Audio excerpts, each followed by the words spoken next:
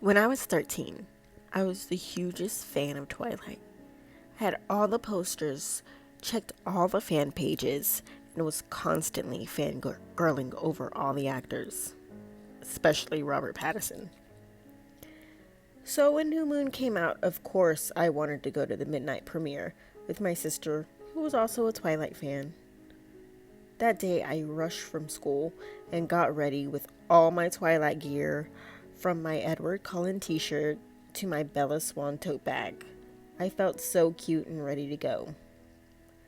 That year, my sister got her license, so of course, we were even more excited because we didn't have to ask our mom and dad for a ride to drop us off and pick us up.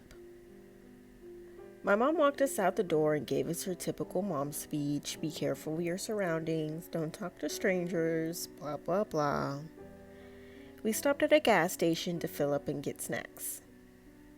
Soon we were off, blasting music, snacks ready to go, and directions at hand for the drive in. It was about 15 miles out of the city, a bit in the countryside. We lived in Texas, so the countryside wasn't far from us. We began to get weary once we got out of the city and saw more cornfields, horses, and trees. But our fears began to melt once we saw the drive-in lights. I imagine the drive-in being something like the movie Grease, but it was much like our surroundings, just a field with large screens all around. We pulled in the drive-in and paid for our tickets. The person at the stand told us what station to put our radio on so we can listen to the movie. We watched the movie and it was everything I imagined. And it felt so nice since we were in the comfort of our own car. Once the movie was over, I had to go to the bathroom. As I walked to the bathroom, I noticed that there was a girl similar to my age outside crying. I know my mother told me not to talk to strangers, but she was a girl and she was my age, so I didn't see much harm to it. I reluctantly went up to her and asked her what was wrong. She said her and her boyfriend had gotten into a fight and that he left her there, and she wanted to call her mom, but her phone was dead. I offered her my phone so she can call her mom to come pick her up. She says thanks and says she won't be long. She calls her mom and no answer. So she calls her again and still no answer. She said she must be asleep since, it was 3 o'clock in the morning on a Friday night. She told us that she lived in Mansfield. I looked up the directions on the GPS and it said it was only 5 minutes away from us. I told my sister about her situation and my sister really didn't want to take her home, but figured it would be the right thing to do. The girl thanked us and got in the car and we put in the directions to take her home. We began to talk and I tried to get her mind off her boyfriend. She then stopped crying and we started talking about the movie. I asked her if she went to school with me since we lived so close, but she said that she had been homeschooled and didn't get out much.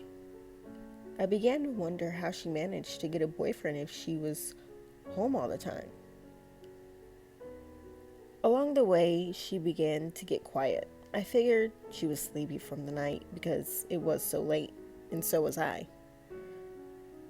I stayed up with my sister to keep her company. There had been an accident down the road, so it took us a bit longer to get home.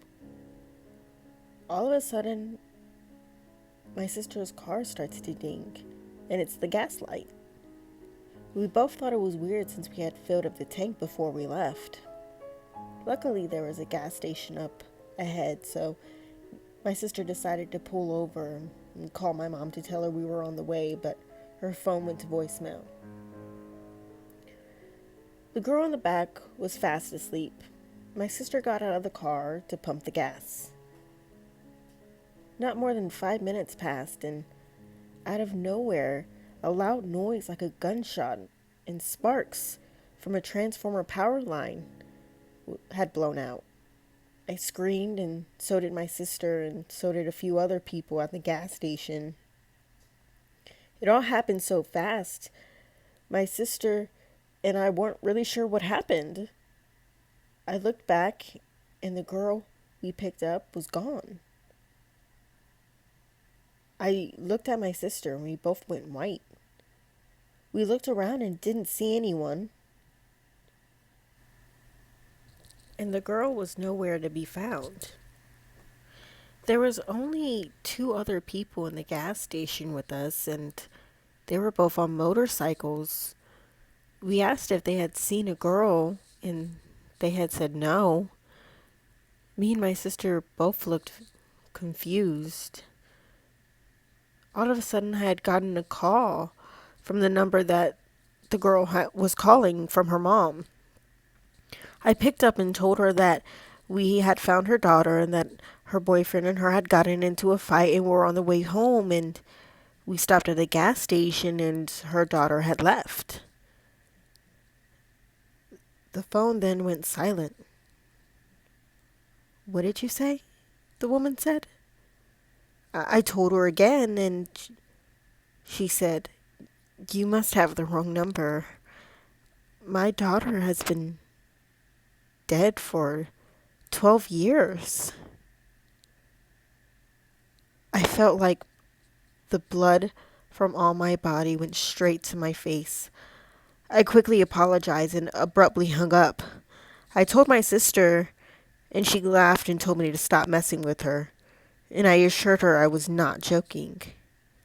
We both jumped in the car and left, not even trying to figure out what happened with the lights. We just wanted to go home. We drove home, and still to this day I can't get that girl out of my head. She haunts my dreams sometimes. I still won't talk to strangers, no matter what age, in fear it might happen again.